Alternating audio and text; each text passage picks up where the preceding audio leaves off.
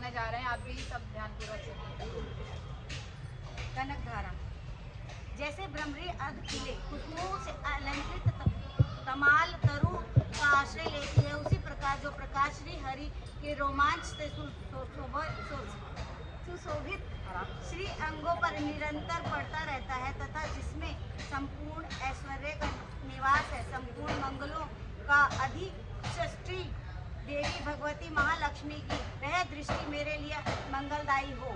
जैसे भ्रमरी महान कमल दल पर मंडराती रहती है, उसी प्रकार जो श्री हरि के मुखारविंद की ओर बराबर प्रेम पूर्वक जाती है और लज्जा के कारण लौट आती है। समुद्र कन्या लक्ष्मी की वह मनोहर मुग्ध दृष्टिमाला मुझे धन संपत्ति प्रदान करे, जो संपूर्ण देवताओं के अधिपति इंद्र के पद का वैभव विलास देने में समर्थ है। मधुहंता श्री हरि को भी अधिकाधिक आनंद प्रदान करने वाली है तथा जो नील कमल के भीतरी भाग के समान मनोहर जान पड़ती है। उन लक्ष्मी जी के अध खुले नेत्रों की दृष्टि क्षण भर के लिए मुझ पर थोड़ी सी अवश्य पड़े। शेषशय्या भगवान विष्णु की धर्म पत्नी श्री लक्ष्मी जी के नेत्र हमें ऐश्वर्य प्रदान करने वाले हों, जिनकी पुतली तथा बरौनियों अनंग के वशीभूत हो, अध खुले किंतु साथ ही निर्मेश अपलक नयनों से देखने वाले आनंद कंद श्री मुकुंद को अपने निकट पाकर कुछ तिरछी हो जाती है, जो भगवान मधुसूदन के कौतुस्तु मंडित वक्ष स्थल में इंद्रिय नीलमय हरावली सी सुशोभित होती है तथा उनके भी मन में प्रेम का संचार करने वाली है। वह कमल कुंज वासिनी कमला की कटाक्षमाला मेरे कल्याण करे।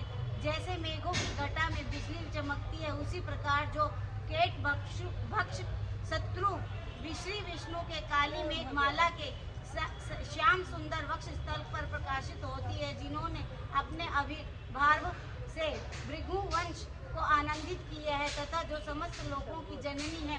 उन भगवती लक्ष्मी की पूजनीय मूर्ति मुझे कल्याण प्रदान करे।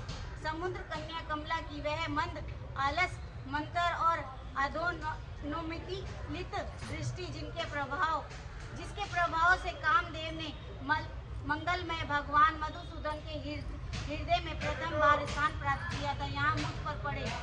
भगवान नारायण की प्रेयसी लक्ष्मी का नेत्र रूपी मेघ दया रूपी अनुकूल पवन से प्रेरित हो दुष्कर्म धनागम विरोधी अशुभ प्रबंध रूपी धाम को चिरकाल के लिए दूर हटाकर विषाद रूपी धर्म जन्य पाप से पीड़ित मुझ दीन रूपी चातक पर धन रूपी जलधारा की वृष्टि करे।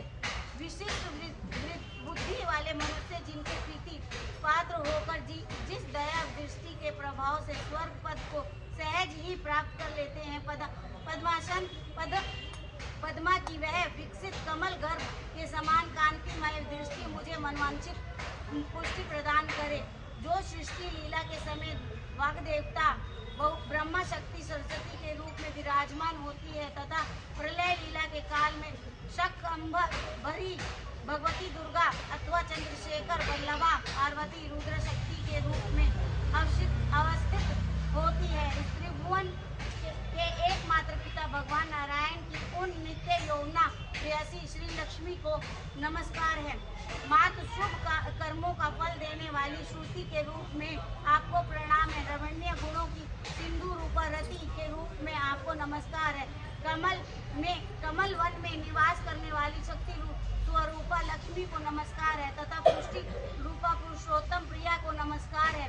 कमल वंदना कमला को नमस्कार है। क्षीर सिंधु सभ्यता श्री देवी को नमस्कार है। चंद्रमा और सुधा की सगी बहन को नमस्कार है। भगवान नारायण की वल्लभा को नमस्कार है। कमल सुदृश नेत्रों वाली माननीय माँ, आपके चरणों में किए गए प्रणाम। संपत्ति प्रदान करने वाले, संपूर्ण इंद्रियों को आनंद देने वाले, साम्राज्य देने वाले, समर्थ और सारे पापों को हर लेने के लिए सर्वथा उद्युक्त है। वे सदा मुझे ही अवलंब बनन दे, मुझे ही आपकी चरण वंदना का शुभ अवसर सदा प्राप्त होता रहे। जिसके कृपा कटाक्ष के लिए की गई उपासना उपासक के लिए मुझे संपूर्ण मनोरथ और संपत्तियों का विस्तार करती है। श्री हरि की हृदयश्वरी उन्हीं आप लक्ष्मी देवी का मैं मन, वाणी और शरीर से भजन करता हूँ। भगवती हरिप्रिया, तुम कमल वन में निवास करने वाली हो। तुम्हारे हाथों में नीला कमल सुशोभित है। तुम अत्यंत उज्ज्वल वस्त्र, गंध और माला आदि से सुशोभित हो। तुम्हारी झांकी बड़ी मनोरम है। त्रिभुवन का ऐश्वर्य प्रदान करने वाली देवी, मुझ पर प्रसन्न हो जाओ। दिग्गजों द्वारा सुवर्ण कलश के मुख से गिराए गए आकाश गंगा के निर्मल एवं मनोहर जल से जिनके श्री अंगों का अभिषेक स्नान संपादित होता है, संपूर्ण लोगों के अधीश्वर भगवान विष्णु की गृहिणी और क्षीर सागर की पुत्री उन जग जननी लक्ष्मी को मैं प्रातः काल प्रणाम करता हूँ। कमल नयन केशव की कमनीय कामिनी कमले में अकंचन दीनहीन मनुष्यों में अग्रगण्य है। अतएव तुम्हारी कृपा का स्वाभाविक पात्र है हूँ। तुम उमड़ती हुई करुणा की बाढ़ की तरह तरंगों के समान कटाक्षों द्वारा मेरी ओर देखो। जो मनुष्य इन स्तुतियों द्वारा प्रतिदिन देवेत्रयी स्वरूपा त्रिभुवन जननी भगवती लक्ष्मी की स्तुति करते हैं, वे इस भूतल पर महान, गुणवान और अत्यंत सौभाग्यशाली होते हैं तथा विद्वान पुरुष भी उनके मनोभावों को जानने के लिए उत्सुक रहते हैं। बोलिए बांके बिहारी लाल की जय हो। बोलिए सांवरिया सरकार की जय।